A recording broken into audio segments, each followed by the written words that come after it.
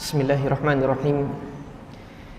Innal hamdalillah nahmaduhu wa nasta'inuhu wa nastaghfiruh wa na'udzu billahi min shururi anfusina wa min sayyiati a'malina.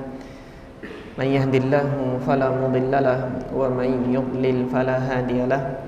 Wa asyhadu an la ilaha illallah wahdahu la syarika lah wa asyhadu anna Muhammadan 'abduhu wa rasuluh. Allahumma salli wa sallim wa barik ala Muhammadin wa ala alihi wa ashabihi wa man ihtada bihadihi wa istanna bi sunnatihi ila yaumiddin, amma ba'd. Alhamdulillah, jamaah yang dirahmati oleh Allah Subhanahu wa taala, melanjutkan kembali pelajaran kita di pekan yang lalu, yang insyaallah malam hari ini kita akan membahas hadis yang kedua dari Kitabil At'imah dalam kitab Bulughul Maram. Hadis yang kedua ini adalah hadis Jabir bin Abdullah radhiyallahu taala anhu yang berkenaan dengan larangan Nabi sallallahu alaihi wasallam untuk memakan daging keledai dan kebolehan untuk memakan daging kuda. Al-Hafidz Ibnu Hajar mengatakan, qala rahimahullahu an Jabirin radhiyallahu anhu, diriwayatkan dari Jabir ibn Abdullah radhiyallahu taala anhu, beliau mengatakan, naha Rasulullah sallallahu alaihi wasallam yauma Khaybar an luhumi al-humuril ahliyah. Rasulullah sallallahu alaihi wasallam di hari terjadinya pertempuran Khaybar melarang kaum muslimin, para sahabat pada saat itu, untuk memakan an luhumi, untuk memakan daging al-humur al-ahliyah. Al-humur, humur itu adalah bentuk jamak dari himar atau al-hamir. Al-ahliyah, ahliyah ini yang dimaksud adalah keluarga, artinya hewan ini dekat penggunaannya, pemanfaatannya itu dengan lingkungan keluarga manusia. Artinya dalam kegiatan sehari-hari hewan ini digunakan dalam aktivitas sehari-hari, yaitu untuk alat transportasi. Oleh karena itu disebut dengan al-humur al-ahliyah. Kalau diterjemahkan secara bebas ke dalam bahasa Indonesia maknanya adalah keledai. Nah, nanti di dalam bahasa Arab ada himar yang kedua yang sifatnya itu wahsy, liar. Sifatnya itu liar, keledai yang sifatnya liar. Nah, ini keledai yang sifatnya liar, ini spesiesnya berbeda nanti dengan keledai ini. Sama-sama dinamakan himar, tetapi ketika orang Arab mengatakan himar al-ahliyah, himar al-wahsyiyah, himar yang liar, yang sifatnya itu liar, tidak bisa diternakkan, ini merujuk kepada jenis hewan yang kita kenal saat ini dengan nama kuda zebra. Nah, nanti untuk pembahasan tentang kuda zebra ini, apakah boleh dimakan atau tidak, ada hadisnya tersendiri, yaitu di hadis Abi Qatadah, yang mana di hadis tersebut para sahabat pada saat itu sedang dalam perjalanan. Di tengah perjalanan mereka melihat ada kuda zebra, yaitu al-himar al-wahsy, kemudian dipanah, diburu, dan kemudian dagingnya dimasak dan dibagi-bagikan pada saat itu. Dan Rasulullah SAW bersama dengan mereka. Nanti kisah selengkapnya akan kita bahas pada pertemuan yang selanjutnya. Adapun yang akan kita bahas malam hari ini adalah al-himar al-ahliyah, yaitu kuda keledai. Dinamakan ahliyah karena penggunaannya atau pemanfaatannya itu dalam keseharian masyarakat Arab pada saat itu sangat dibutuhkan sekali. Dia menjadi kebutuhan pokok di tengah-tengah mereka, itu untuk kebutuhan transportasi. Sama seperti hari ini sebagian besar masyarakat kita itu untuk beraktivitas, datang ke tempat kerjanya ataupun kemudian dengan bekerja, mereka membutuhkan kendaraan transportasi, minimal sepeda motor.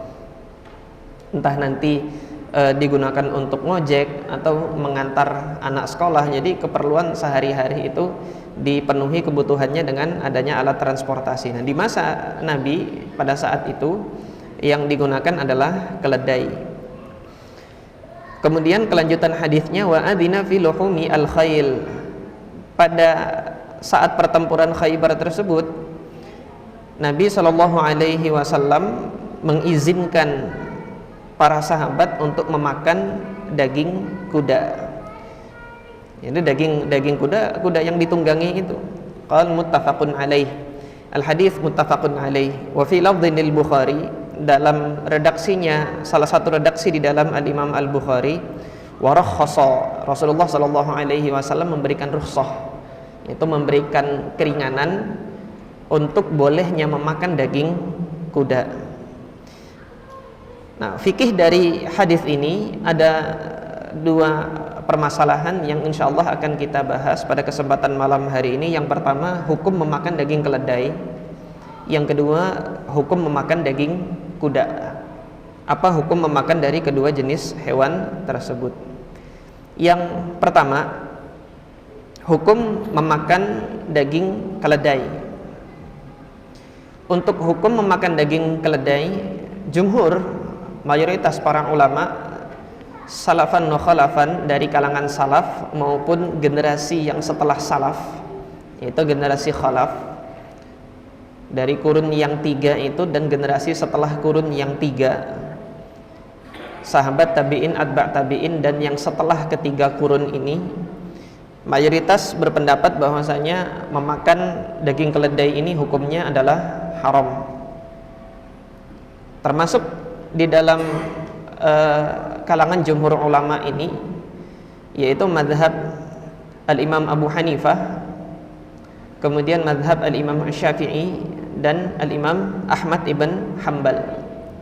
3 madhab ini berpendapat bahwasanya memakan daging keledai hukumnya itu adalah haram.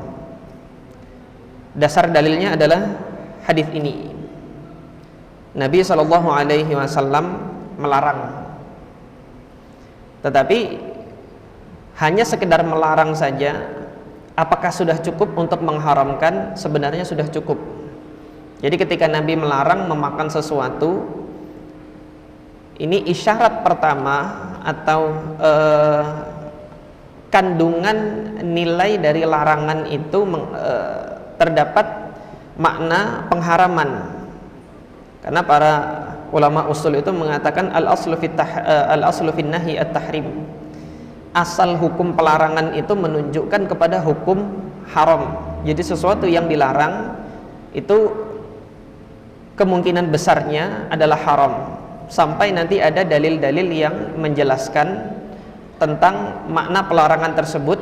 Ketika didapati kesan bahwasanya pelarangan tersebut bukan pelarangan yang berat, maka dihasilkanlah hukum yang lebih ringan daripada haram, yaitu hanya sekedar makruh saja kalau ada bukti. Tapi sebelum adanya bukti, hanya sekedar pelarangan saja ini sudah cukup untuk menetapkan suatu hukum, suatu perkara itu hukumnya adalah haram. Kemudian tidak hanya sekedar pelarangan, jadi kan redaksi hadis ini menyebutkan Rasulullah melarang makan. Ketika ditelusuri pada saat peristiwa pertempuran Khaybar itu, ada saksi dari para sahabat mengenai bagaimana proses pelarangan ini turun. Proses pelarangan ini disampaikan kepada para sahabat di saat pertempuran Khaybar ini. Salah satunya adalah yang diriwayatkan oleh Al-Imam Al-Bukhari rahimahullah di dalam sahihnya dari sahabat Nabi yang mulia Ibn Abi Layla radhiyallahu ta'ala anhu, bahwasanya beliau mengatakan asabatna layaliya Khaybar maja'atun. Di malam hari pada pertempuran, di malam-malam pertempuran Khaybar, kami ini kelaparan. Asabatna maja'atun, ada rasa lapar yang melanda kami. Itu pasukan yang bersama dengan Nabi SAW menggempur Khaybar. Jadi Khaybar ini wilayahnya itu cukup luas, ikhlas sekalian yang dirahmati oleh Allah. Wilayahnya itu cukup luas. Ada beberapa benteng yang menjadi tempat perlindungan bagi masyarakat Yahudi di Khaybar, sehingga penyerangan dan penaklukan Khaybar itu terjadi dalam beberapa hari. Nah, tentunya sebagai pasukan di dalam melakukan pengepungan suatu negeri, suatu tempat, tentunya membawa bekal makanan.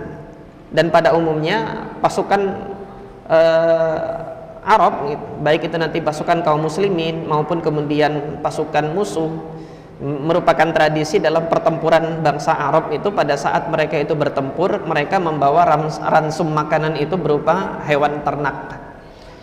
Jadi biasanya mereka membawa serta unta ataupun kambing itu dibawa.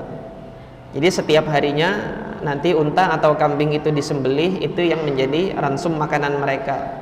Nah, kalau antum masih ingat peristiwa di pertempuran Badar, kalau pernah mempelajari bagaimana kronologi perjalanan pertempuran Badar, Nabi Muhammad dahulu pernah memperkirakan jumlah pasukan Quraisy itu hanya dengan melihat jumlah unta yang ada di balik lembah.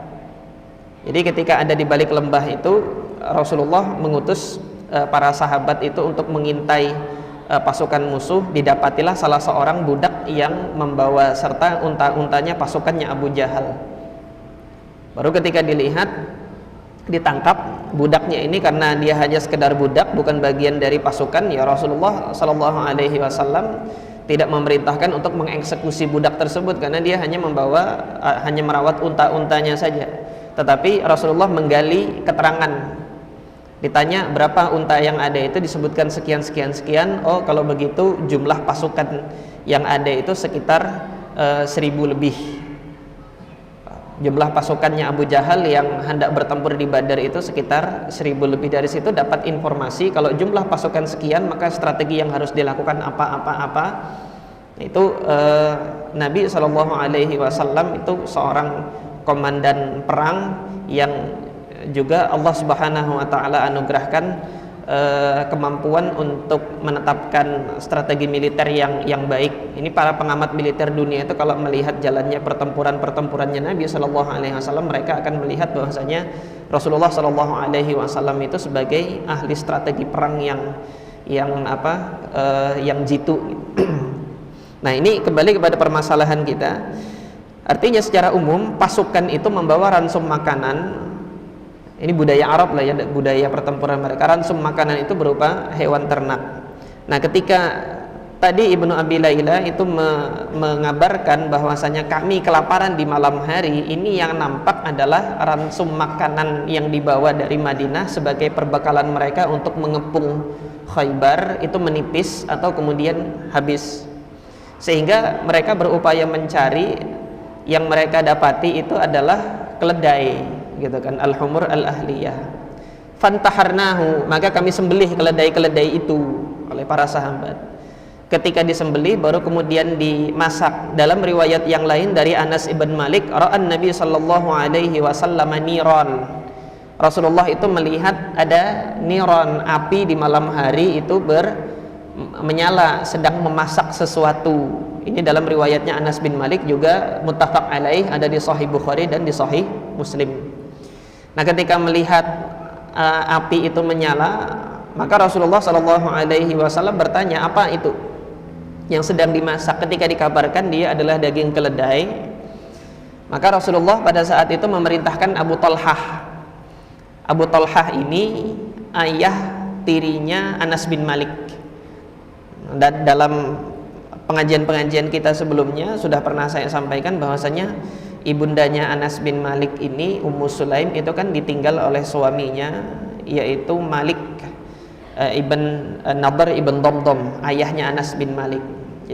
Jadi Malik ibn Nadhr ibn Damdam ini tidak mau masuk Islam di saat semua kabilah Bani Najjar itu masuk Islam. Beliau menolak untuk masuk Islam dan memilih pergi dari Madinah. Sehingga Ummu Sulaim itu menjadi single parent, merawat Anas bin Malik sampai pada akhirnya dilamar oleh Abu Talhah. Sehingga Abu Talhah ini menjadi keluarga, menjadi ayah sambungnya bagi Anas bin Malik pada saat itu. Nah, Anas bin Malik menceritakan Rasulullah SAW memerintahkan Abu Talhah untuk mengumumkan kepada para pasukan yang sudah memasak daging keledai tadi, akfi'uha, di balik itu tumpahkan semua yang sudah dimasak itu. Jadi sudah dimasak itu disuruh oleh Nabi untuk ditumpahkan. Fa innallaha wa rasulahu yanhayani an luhumi umuril ahliyah, karena Allah Subhanahu wa taala dan rasulnya telah melarang kalian untuk makan daging keledai. Nah, di dalam riwayat Anas bin Malik ini di Sahih Bukhari dan Sahih Muslim yang muttafaq alaih, fa innaha rijs, karena daging keledai itu rijs, dia najis untuk dimakan, dia kotor, untuk dimakan kotor.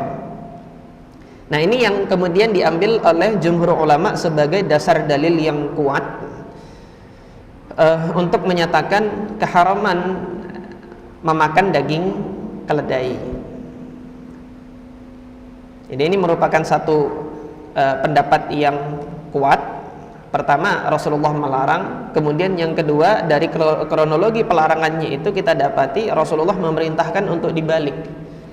Jadi itu sudah disembelih, sudah sudah dimasak gitu kan, tinggal disantap saja, disuruh tumpahkan semua oleh Nabi Shallallahu Alaihi Wasallam, itu menandakan bahwasanya nggak boleh makan sama sekali itu, dan daging itu adalah haram.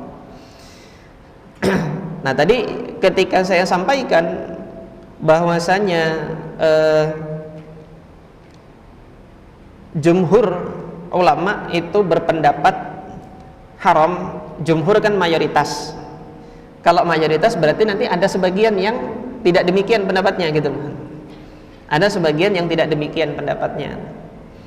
Yang pendapatnya berbeda dengan jumhur ulama, ini salah satu riwayat dari Al-Imam Malik rahimahullah.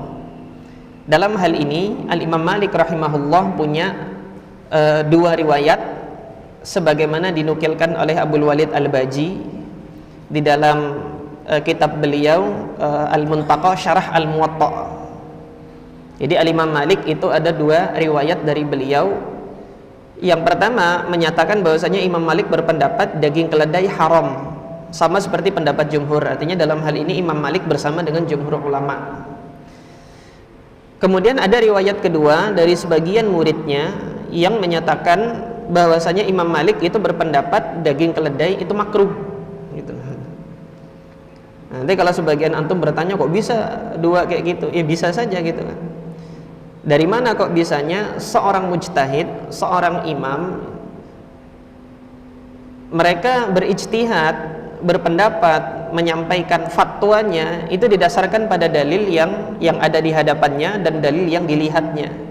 Ketika seorang mujtahid itu melihat di dalam dalil ini ada kandungan hukum ini, maka beliau sampaikan. Nah, di kemudian hari kalau mendapatkan dalil yang lain, ternyata kesimpulan hukum yang dulu pernah diambil itu ternyata keliru gitu kan, mendapatkan dalil yang lebih kuat lagi. Seringkali seorang mujtahid itu merevisi pendapat-pendapat sebelumnya, diubah lagi, dikoreksi lagi pendapat-pendapat sebelumnya. Dan ini menjadi suatu hal yang biasa, yang lumrah di kalangan para mujtahid. Jadi yang demikian ini tidak sebagaimana disangkakan, sebagaimana persangkaan masyarakat awam pada umumnya, wah ini imam ini pelin-pelan, kadang begini kadang begitu. Enggak, ini persangkaan yang tidak beradab pada seorang ulama. Justru para ulama itu atas kehati-hatian mereka itu dalam menentukan status hukum sesuatu itu, mereka tidak segan-segan dan tidak malu untuk mengubah kesimpulan hukum yang pernah diambil sebelumnya kalau di kemudian hari seorang ulama itu melihat ternyata kesimpulan hukum yang sebelumnya itu dalilnya lemah, tidak kuat, dan kemudian mengambil dalil yang lebih kuat dalam rangka apa? Untuk memelihara ketakwaan dia kepada Allah Subhanahu wa taala. Nah, dalam hal ini kita belum bisa menentukan ini mana yang benar gitu loh dari pendapatnya Imam Malik ini gitu. Karena ada sebagian muridnya yang meriwayatkan beliau berpendapat demikian, sebagian murid yang lain menyatakan bahwasanya Imam Malik berpendapat demikian. Ada yang menyatakan Imam Malik mengatakan haram, ada yang menyatakan bahwasanya Imam Malik menyatakan makruh saja. Nah, dalam hal ini ambillah pendapat yang kedua ini tentang daging keledai ini adalah pendapat yang makruh, tanpa kita menetapkan kepastiannya ini pendapatnya Imam Malik, karena dari Imam Malik ini masih ada kemungkinan dua pendapat ini gitu. Maka kita lihat kenapa sih kok bisa ada pendapat yang makruh terhadap daging keledai. Nah, setelah setelah ditelusuri, ada beberapa riwayat yang menunjukkan ilah pelarangan Nabi Shallallahu Alaihi Wasallam terhadap daging keledai. Salah satunya yang dibawakan oleh Al-Imam Abu Dawud di dalam sunannya dari sahabat Nabi, yaitu Ghalib ibn Abjar radhiyallahu taala anhu. Ghalib ibn Abjar ini adalah pemimpin dari suku Muzainah. Suku Muzainah ini seringkali nanti para tokoh-tokohnya itu mendapatkan nisbat Al-Muzani, Al-Muzani, Al-Muzani. Jadi bukan sahabat saya Pak Muzani, itu bukan. Saya punya sahabat namanya Pak Muzani. Tetapi Muzani ini sebenarnya kan diambil dari nama salah satu qabilah yang terkenal di Arab, yaitu qabilah atau suku Muzainah itu. Nah, pemimpin suku Muzainah ini, Ghalib ibn Abjar ini mengatakan kepada Nabi, qala asabatna sanah, wahai Rasulullah, dalam 1 tahun ini kami menderita kemarau panjang, musim paceklik gitu. Falam yakun fi mali syai'un ut'imu ahli, saya tidak mendapati hewan ternak yang bisa saya jadikan sebagai sumber makanan bagi keluarga saya, illa syai'un min humurin, kecuali dari daging keledai-keledai yang kita miliki gitu loh. Waqad kana Rasulullah sallallahu alaihi wasallam harrama luhuma al-humur al-ahliyah. Nah, yang kita ketahui, Rasulullah itu telah mengharamkan daging keledai. Fa'ataitun nabiyya, maka aku datang kepada Nabi sallallahu alaihi wasallam. Fakultu, aku tanyakan kepada Rasulullah, ya Rasulullah, asabatna sanah, kita ini tertimpa musim paceklik, kita dilanda oleh musim paceklik di perkampungan kabilah kami. Walam yakun fi ma lima ut'imu ahli illa simanul humur, saya tidak mendapati di harta yang saya miliki itu kecuali sesuatu dari daging dari keledai, min humur, yaitu siman. Siman ini lemaknya keledai. Wa innaka haramta lahumal humuril ahliyah, sedangkan engkau sudah mengharamkan untuk memakan daging keledai. Maka apa kata Nabi? Qala at'im ahlaka min samini humurika, silahkan kamu memberikan makan bagi keluargamu dari lemaknya daging keledai itu. Fa inna ma harramtuha min ajli jawali al-qaryah, karena aku dahulu mengharamkannya itu karena sebab keledai itu adalah hewan jalalah. Hewan jalalah itu hewan yang makannya itu makan kotoran gitu. Nah, kalau nanti ada keledai yang dia tidak makan kotor gitu, maka dia nggak apa-apa untuk dikonsumsi dagingnya gitu kan. Hanya saja riwayat ini lemah gitu loh. Nah, riwayat ini lemah. Andai kata riwayat ini sahih, maka riwayat ini menjelaskan makna dari rijs atau najis, najis yang disampaikan pada riwayat muttafaq alaih tadi, maknanya bukan najis secara hukum, tetapi najis yang maknanya itu kotor gitu loh. Rijs itu maknanya kotor. Kotornya itu karena dia makan dari sumber yang kotor. Kalau nanti keledai makannya bukan dari sumber yang kotor, maka dia boleh untuk dikonsumsi. Hanya saja karena riwayatnya ini dhaif, riwayatnya lemah, Al-Imam Abu Dawud rahimahullah setelah membawakan riwayat ini memberikan isyarat bahwasanya sanad periwayatan dari hadis ini ada kegoncangan. Ini dalam istilah ilmu hadis disebut dengan sanad yang muttarib. Terdapat ittirab di dalam periwayatan hadis ini. Ubaid ibn al-Hasan, Abil Hasan, ini yang perawi yang menjadi madarul isnad di dalam hadis ini, ketika meriwayatkan hadis ini terkadang menyebutkan perantara antara Abdurrahman ibn Maqil dengan Ghalib ibn Abjar. Kemudian di kesempatan yang lain beliau meriwayatkan Abdurrahman ibn Maqil ini langsung dari Ghalib ibn Abjar sebagai pemimpin Qabilah Muzainah tadi. Nah, ini yang menunjukkan bahwasanya ini yang benar yang mana, kok terkadang meriwayatkan begini, terkadang meriwayatkan begitu. Sehingga mengisyaratkan untuk hadis ini bahwasanya Ubaid ibn al-Hasan Abil Hasan ini yang menjadi madar isnad ini, meskipun beliau adalah perawi yang thiqah, untuk kasus hadis ini dicurigai beliau tidak menghafalnya dengan baik. Karena di satu sisi meriwayatkan demikian, dan di satu sisi nanti meriwayatkan dengan riwayat yang berbeda. Maka ini jawaban dari jumhur ulama untuk tetap menegaskan pendapat mereka bahwasanya daging keledai ini hukumnya haram. Sementara riwayat yang menunjukkan sebab Nabi melarang bahwasanya dia karena makan dari sesuatu yang kotor, ini belum bisa diterima dari sisi riwayatnya, karena riwayatnya ini sampai kepada kita dengan jalur yang lemah. Kemudian selain itu gitu kan, terdapat pula isyarat dari riwayat yang lain di dalam Sahih Muslim dari ucapannya Abdullah ibn Abbas radhiyallahu taala anhu, bahwasanya beliau itu menyampaikan ada kemungkinan sebab pelarangan makan daging keledai itu bukan karena keharaman, tetapi karena kekhawatiran hilangnya atau habisnya alat transportasi.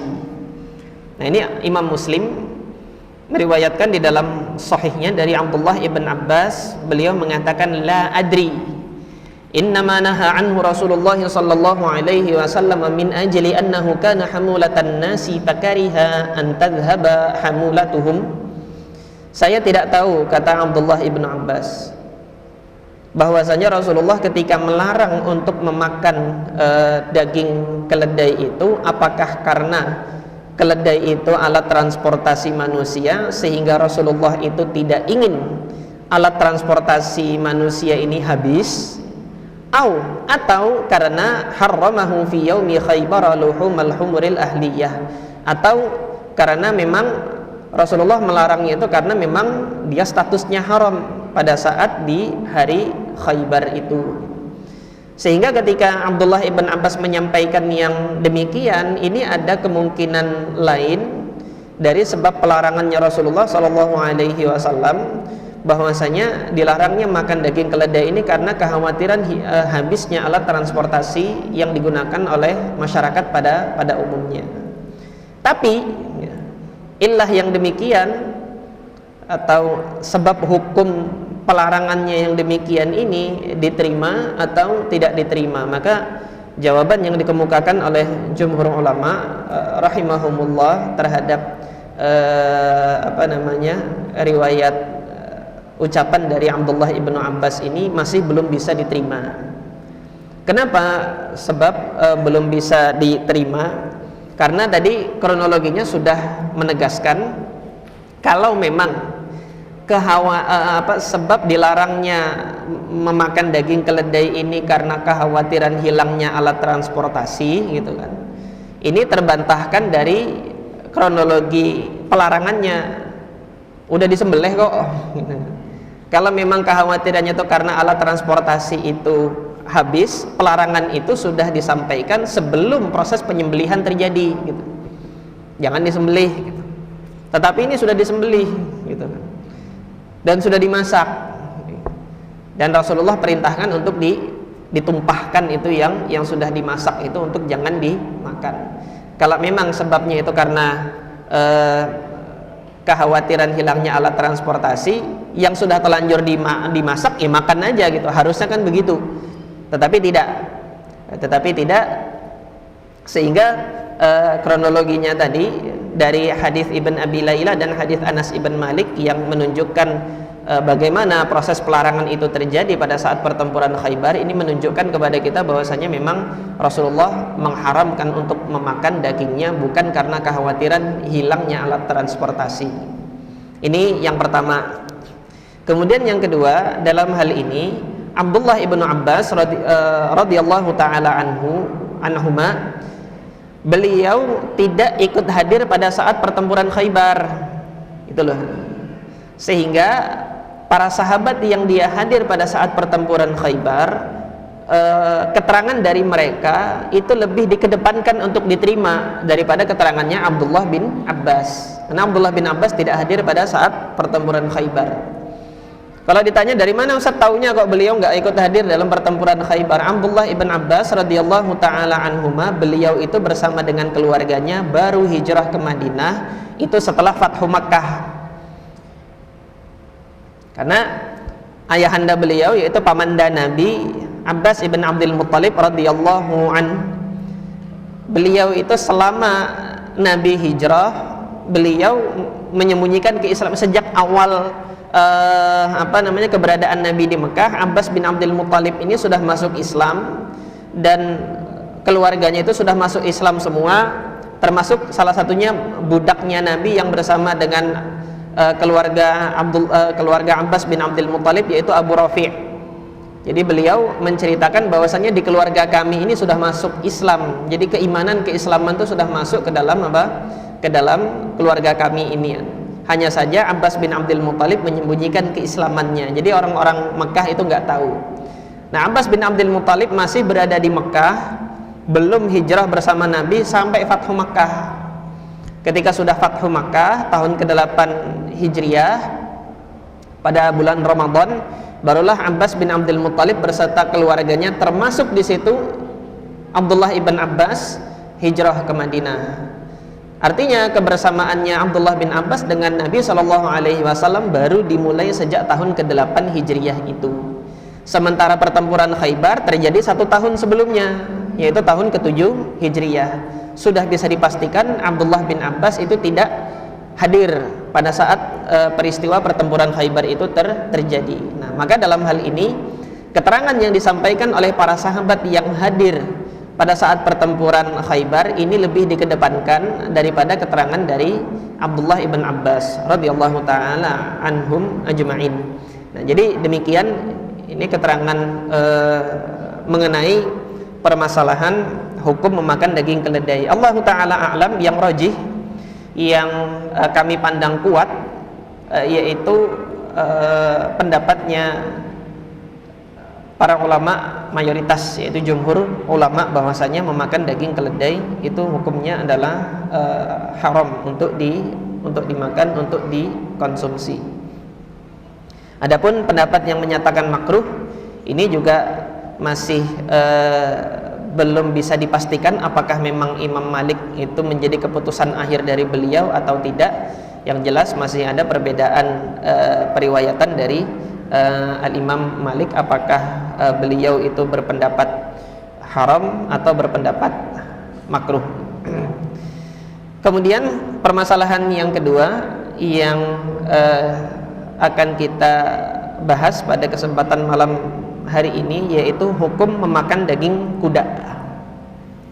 Hadis ini tegas menyatakan bahwasanya Rasulullah mengizinkan untuk makan daging kuda. Dan hadisnya muttafaq alaih, disepakati kesahihannya oleh Al-Imam Al-Bukhari dan Al-Imam Muslim. Nanti di hadis ke-10 dalam kitab Al-At'imah ini juga dari sahabat Nabi Asma binti Abi Bakar, ada hadis lain yang juga menguatkan kebolehan makan daging kuda, yaitu Asma binti Abi Bakar mengatakan, naharna ala ahdi Rasulillah sallallahu alaihi wasallam, di masa Rasulullah sallallahu alaihi wasallam kami menyembelih. Nahara itu menyembelih tapi dalam keadaan berdiri gitu. Jadi kuda itu nggak direbahkan dulu gitu kan. Siapa yang kuat ngerebahkan kuda gitu? Mau direbahkan ditendang dulu orangnya. Jadi dia disembelih itu dalam keadaan berdiri. Naharna ala ahdi Rasulillah farosan. Faros yaitu kuda. Kami menyembelih kuda, fa'akalna, dan kami memakan kuda tersebut. Nah, ketika Asma binti Abi Bakar mengatakan kami itu ya para sahabat. Di masa Nabi kami para sahabat mengkonsumsi kuda, memakan kuda, dan Rasulullah SAW tidak melarang. Jadi ini semakin menegaskan bahwasanya apa? Bahwasanya hukum memakan daging kuda ini halal, dan ini pendapat jumhur atau mayoritas ulama dari kalangan sahabat, tabi'in dan atba' tabi'in. Adapun dari kalangan fuqaha ahli fikih, a'immatul madhab, ini merupakan pendapat Al-Imam Syafi'i dan Al-Imam Ahmad ibn Hanbal.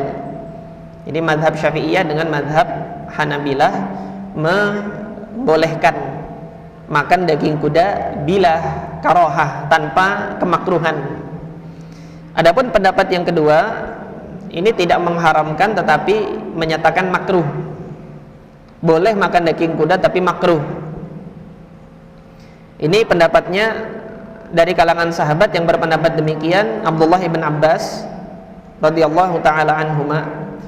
Kemudian dari kalangan ulama atba'ut tabi'in, yaitu Al-Hakam ibn Utaibah dan Al-Imam Malik serta Imam Abu Hanifah. Ini dari kalangan atba'ut tabi'in, Imam Malik, Imam Abu Hanifah dan Imam Al-Hakam ibn Utaibah rahimahumullahu jami'an. Nah, kalau nanti ada yang mengatakan kok bisa Ustaz memakruhkan gitu kan, padahal tidak didapati dalil yang melarang gitu kan. Allah Ta'ala a'lam, boleh jadi kemakruhannya ini nanti didasarkan karena fungsi kuda itu Allah Subhanahu wa Ta'ala jadikan untuk alat transportasi. Jadi ini sebagaimana tadi disampaikan oleh Abdullah ibn Abbas tentang keledai. Keledai itu alat transportasi, boleh jadi itu dilarangnya memakan daging keledai karena dia alat transportasi, sehingga nanti alat transportasi itu habis.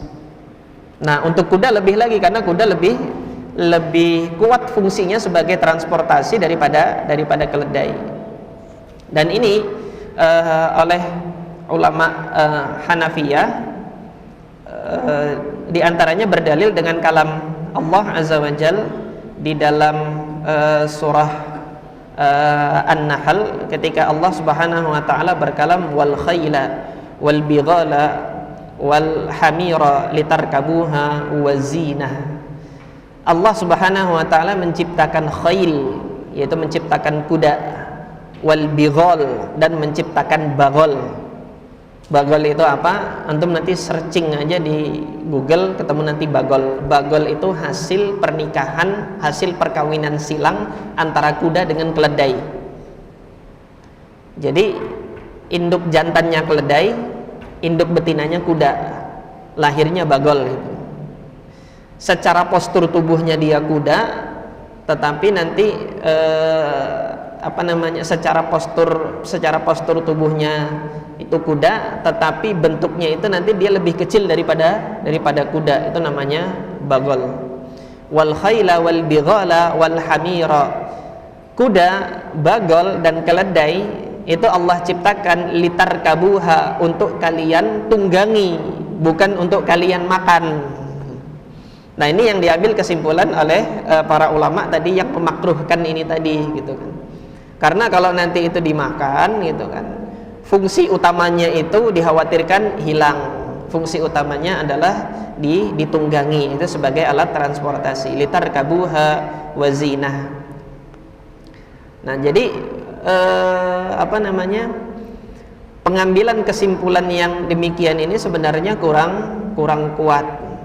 Karena ketika Allah Subhanahu wa Ta'ala menganugerahkan ciptaannya itu bagi umat manusia untuk dimanfaatkan, itu bukan berarti Allah Subhanahu wa Ta'ala mengkhususkan anugerah itu pada satu manfaat itu saja, sehingga nanti kalau didapati manfaat-manfaat yang lain itu tidak boleh gitu loh, atau hukumnya nanti makruh.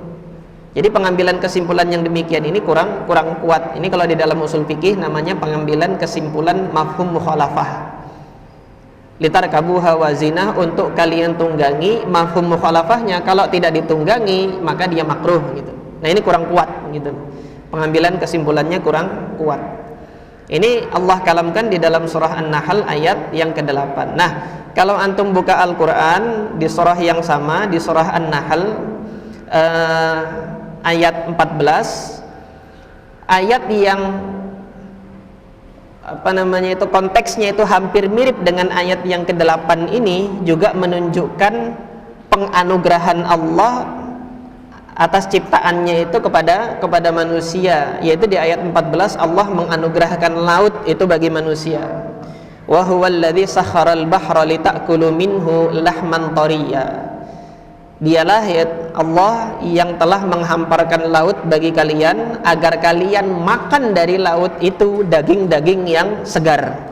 Litakulu minhu lahman tariya, agar kalian makan daging-daging yang segar. Nah, ini kan penganugerahan Allah terhadap manfaat yang diambil dari laut. Jadi laut itu manfaat yang diambil adalah daging-daging segar. Tetapi hari ini kekayaan alam yang ada di laut itu apakah hanya daging segar saja? Sehingga kalau nanti nambang minyak di laut itu hukumnya makruh? Nggak bisa kita ambil kesimpulan demikian. Menambang garam di laut itu Allah Subhanahu wa taala keluarkan lautnya. Tidak disebutkan dalam ayat ini bahwasanya laut itu mengandung kekayaan mineral. Apakah hukumnya nanti juga jadi makruh? Nah, tidak demikian. Sehingga ini menunjukkan pengambilan kesimpulan sebagaimana para ulama yang memakruhkan makan daging kuda dengan alasan ayat ini argumentasi dalilnya itu kurang kuat. Allahu taala alam. Dalam hal ini pandangan yang kami lihat itu lebih kuat, yaitu adalah pandangan jumhur ulama, mayoritas para ulama yang menyatakan bahwasanya memakan daging kuda itu hukumnya adalah boleh, halal bila karahah, tanpa ada kemakruhannya. Sisa waktu sedikit, ini percabangan permasalahan dari apa? Dari masalah daging keledai dan daging kuda, yaitu daging bagol. Nah, tadi bagol ini kan hasil persilangan antara kuda dan keledai. Induk jantannya itu keledai, induk betinanya kuda. Lahirlah makhluk yang dinamakan bagol, karena kuda dengan keledai itu genusnya sama, spesiesnya berbeda, beda spesies. Ketika dilakukan perkawinan silang masih bisa menghasilkan keturunan, tetapi nanti bagol itu tidak bisa menghasilkan keturunan karena nanti berhenti di situ saja, berhenti di bagol. Jadi hasil dari perkawinan silang itu nanti nggak bisa untuk menghasilkan keturunan lagi gitu. Antum misalnya yang beli bibit lele ya misalnya, antum beli bibit lele gitu untuk digemukkan. Nanti kalau lelenya itu ada jantan dengan betina, dia kawin dari kelompok pembibitan yang sama, itu hasil keturunannya akan lebih jelek lagi, lebih kerdil, nggak bisa besar dia. Mau lele, mau nanti ikan nila. Jadi karena perusahaan-perusahaan pembibitan hewan itu melakukan perkawinan silang, ada rekayasa genetikanya di situ.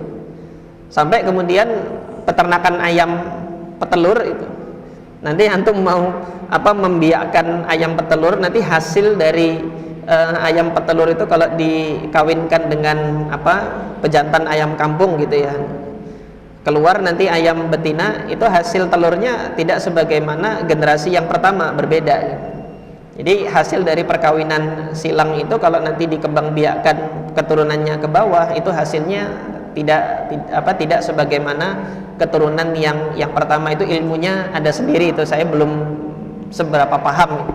Hanya saja informasi dari mereka yang ahli di bidang ini, yang di bidang rekayasa genetika peternakan ini, pernah menginformasikan yang demikian kepada kami. Nah, bagol ini hukumnya bagaimana gitu kan? Madhab Al-Imam Asy-Syafi'i menegaskan bahwasanya bagol ini hukumnya adalah haram sama seperti keledai, karena dia dilahirkan dari induk yang telah diharamkan oleh Allah Subhanahu wa taala, maka hasil peranakannya nanti itu juga haram. Hasil peranakannya itu juga haram sebagaimana keharaman yang Allah tetapkan pada induknya ini. Ini singkatnya yang bisa kita kaji, kita pelajari dalam kesempatan malam hari ini. Nah, insyaallah pertemuan yang akan datang kita akan melanjutkan untuk membahas hadis yang kedua, dan kalau ada kesempatan kita lanjutkan hadis yang ketiga. Kalau ada kesempatan kita lanjutkan terus ke hadis-hadis yang selanjutnya, itu tentang hukum memakan belalang dan hukum memakan kelinci nanti. hadisnya akan kita bahas insyaallah pada pertemuan yang akan datang. Aku qauli hadza wa astaghfirullah li wa lakum. Subhanakallahumma rabbana wa bihamdika asyhadu an la ilaha illa anta astaghfiruka wa atubu ilaik. Assalamualaikum warahmatullahi wabarakatuh.